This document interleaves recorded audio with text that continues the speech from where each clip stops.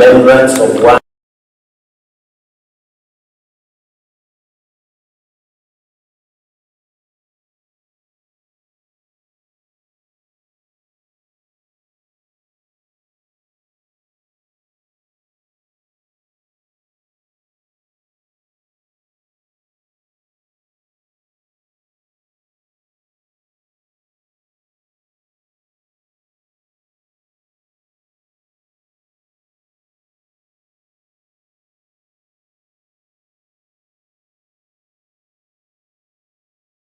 a place. It is right through that door.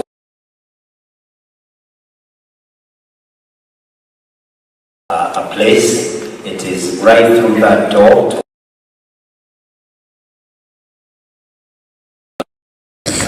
indeed in all CITAM, we conduct these services. And indeed in all CITAM,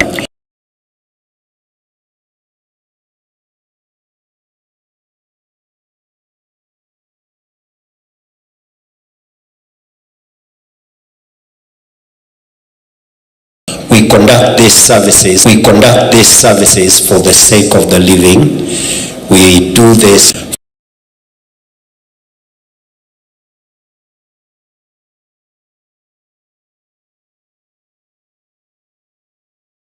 for the sake of the living. We do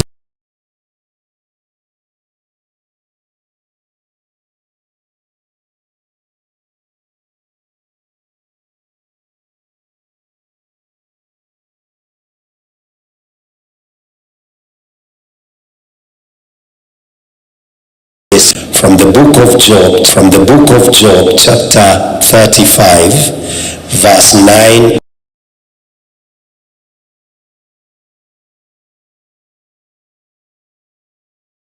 Chapter 35, verse 9 and 10.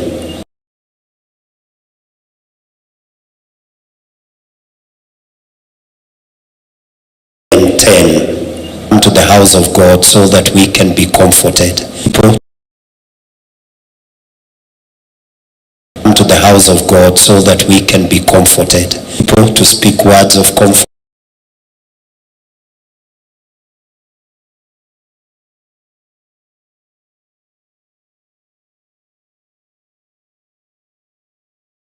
To speak words of comfort, and it is our prayer that we will speak those words.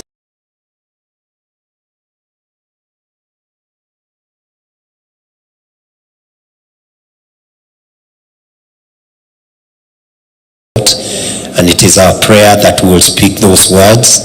Everyone that will get an opportunity to comfort those who have been left, those who does get an opportunity to comfort those who have been left, those who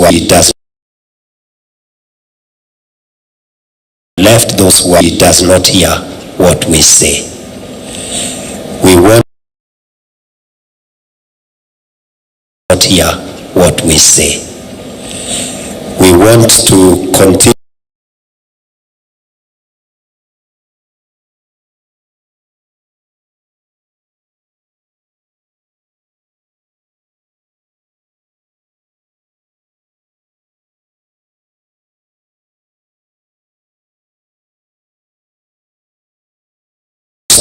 continue with our progress. Ask all those who are past, some on that side.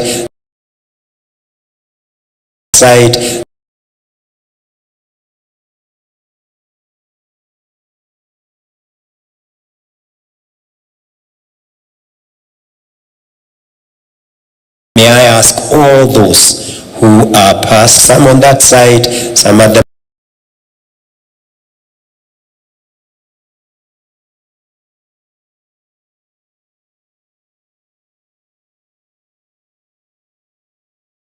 back, all of you.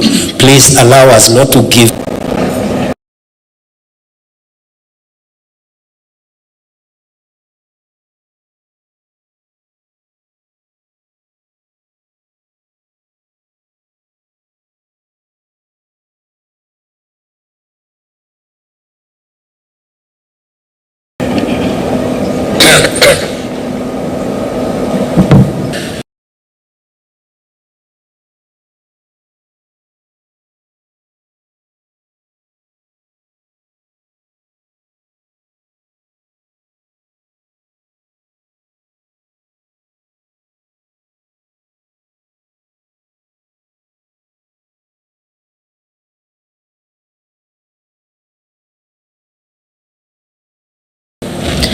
Even though I walk through the valley of the shadow of death, I will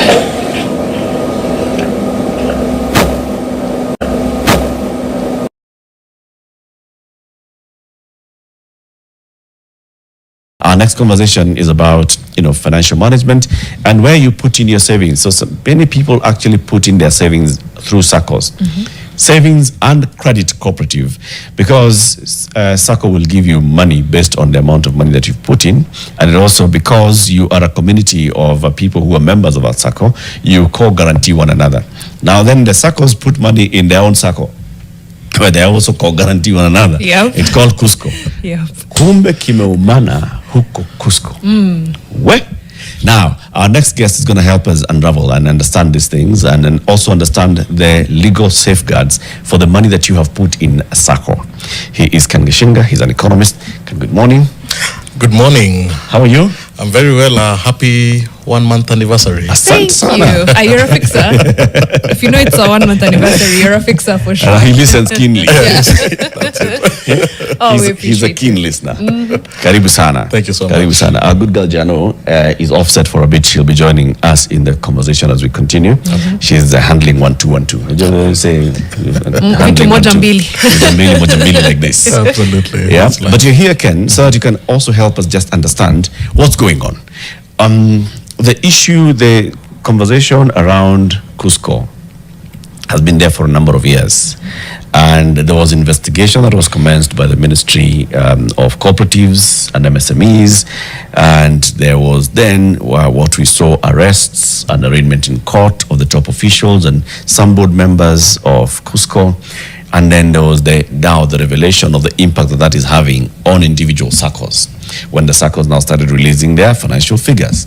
And we are saying the kind of hit and how they are cushioning those hits. So you will let us understand, is our money safe in the Saccos? But before we get there, let us see what the Cabinet Secretary for Cooperatives and MSMEs, Wycliffe Oparanya, had said when he talked about the investigations and how far they'd gone and the fate of the money that was lost.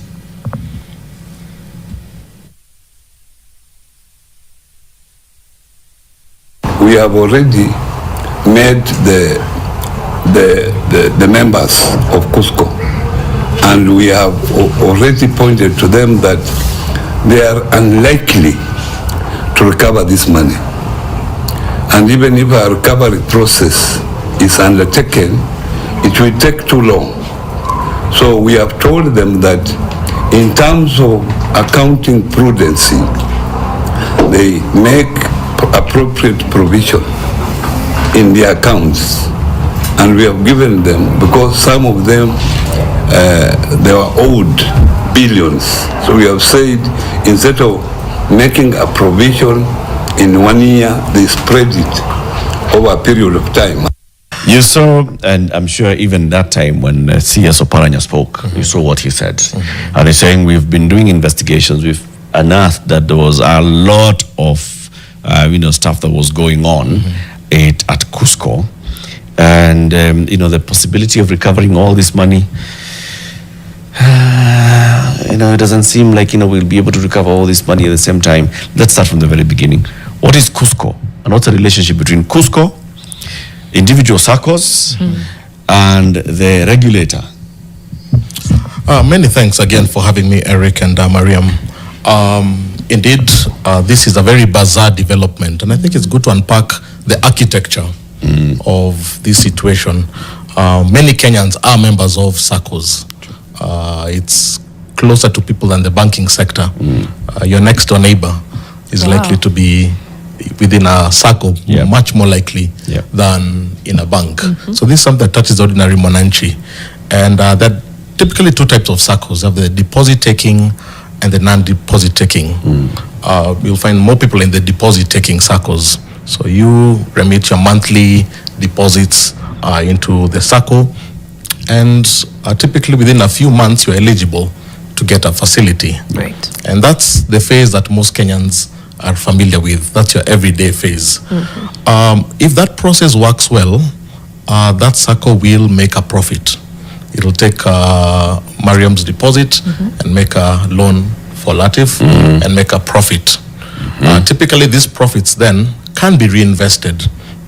And now these Saccos have their union where they can put some of these deposits and profits into those unions. Now that's two layers detached. So most Kenyans are not familiar with that secondary layer where the profits and deposits are stored. And that's where the mismanagement has been happening. Quite bizarre.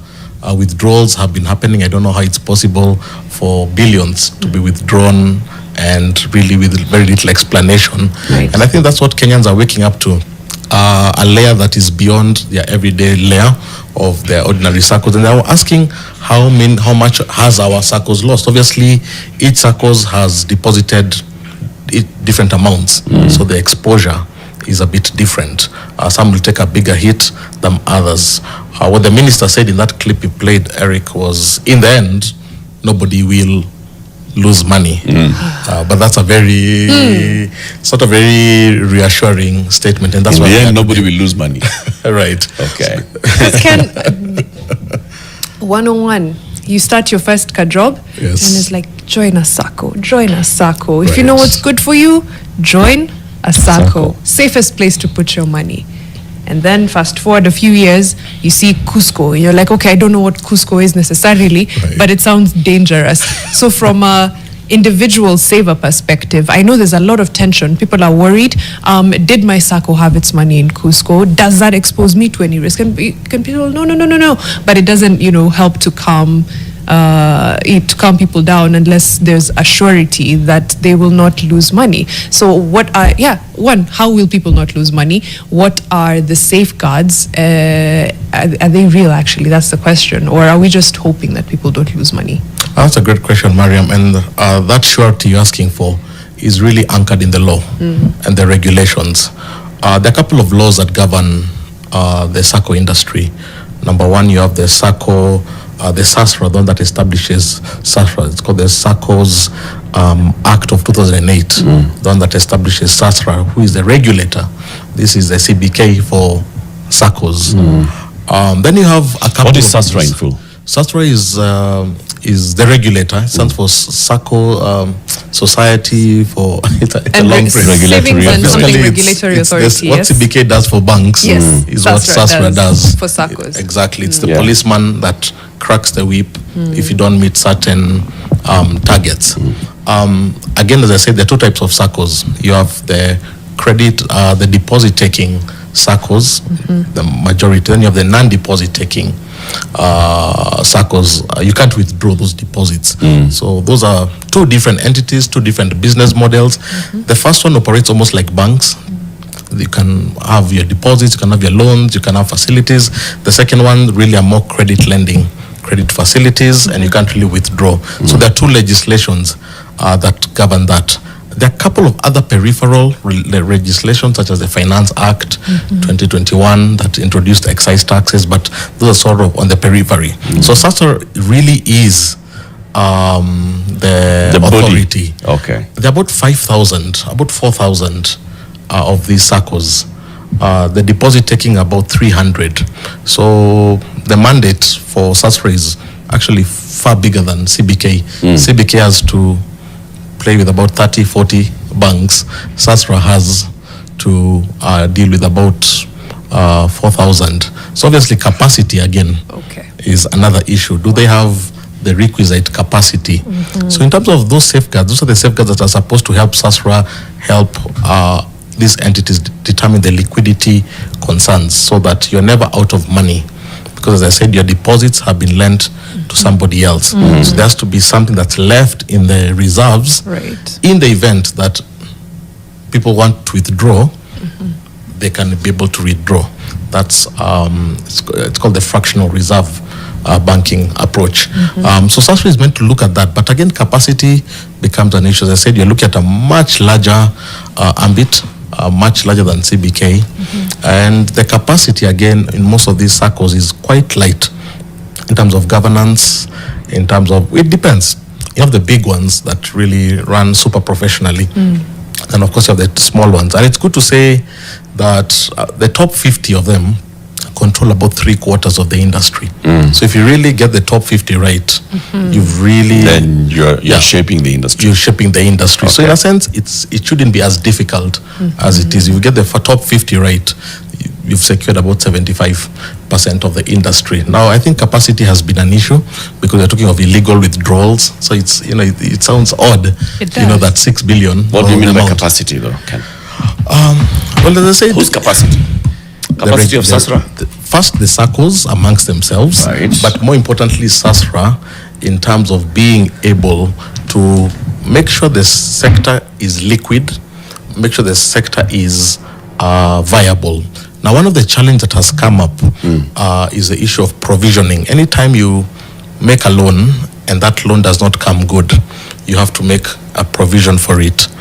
And the knee-jerk requirement in this type of crisis is that different SACCOs should make provisions for any bad loans that have been made. The problem when you do that, you can create a liquidity crisis because banks, SACCOs can end up using all their money for provisioning, for provisioning, and they don't have anything for their members. So I think in the spirit of the wisdom, they've said, let's try and stagger these things over the next few years, which I think is wisdom. Okay. You have to apply that. Otherwise, you can, sometimes when you apply these things to the letter, what they call IFRS 9, you can really get into situations where you have a liquidity crunch and even a run on a Sacco where everybody says, oh wow, my Sacco is in problems, let me go and take out, which we've also seen in the banking sector. So I think there's a level of prudence. It's almost similar to what happened during COVID, where there was a crisis and you have to manage the industry, make sure nobody loses money, make sure liquidity, confidence is still there. Right. And I think that's why those arrests had to be very public to give people that sense of confidence. But definitely we are not, the industry is not where it needs to be in terms of really being world class, if you like, being ready to be a bank. Right. Stepping back, right? So we know that Sacco is a savings and credit cooperative, which is member driven. We join together, we form a right. form a Make a Sacco. Make a Sacco. Right? Right, I like 3, So 4. we put in money, and then from that pool, we are then able to take facilities out of it. And then the Sacco starts making money. That's those things. It's regulated by SASRA, which is a legal entity, which is taxpayer funded to regulate. Who's KUSCCO? So KUSCCO is a union, is not a regulator. So SASRA is a regulator. Right. What is a union? Is it a Sacco? I would say it's more of A Sacco of Saccos. a Sacco of Saccos. That's it. So it's almost the way you have in the insurance industry, you have the reinsurance sector versus the regulator IRA.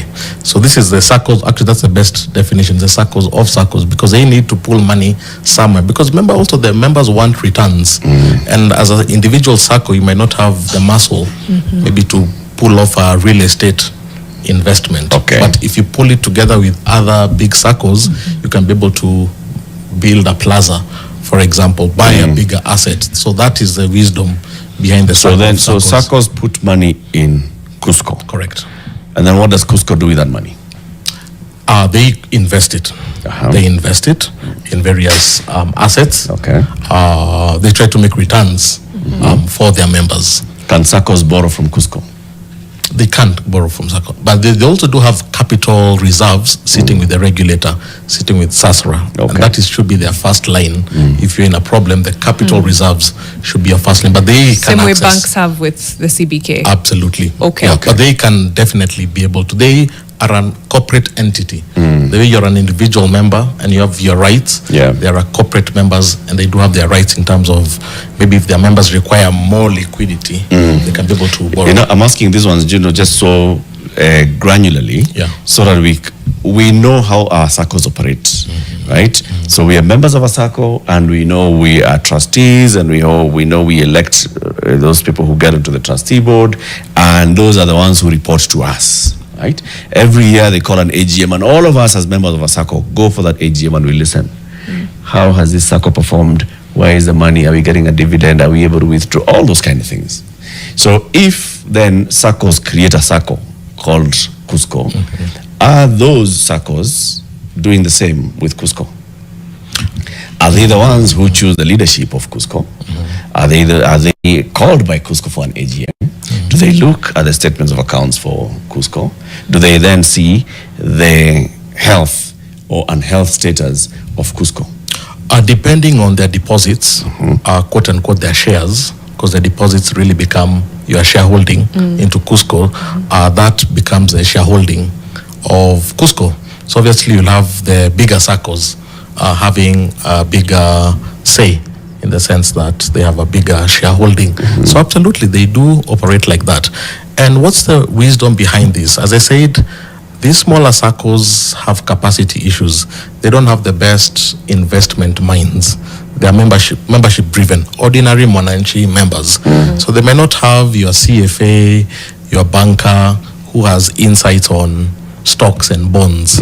But if they pool their resources together, they can be able to at least get an expert to tell them, put some of this in real estate, put some of this. So it's not just pulling money, but it's also the collective wisdom of where money should go. That's the ideal. It's very similar to retirement benefit schemes. Right.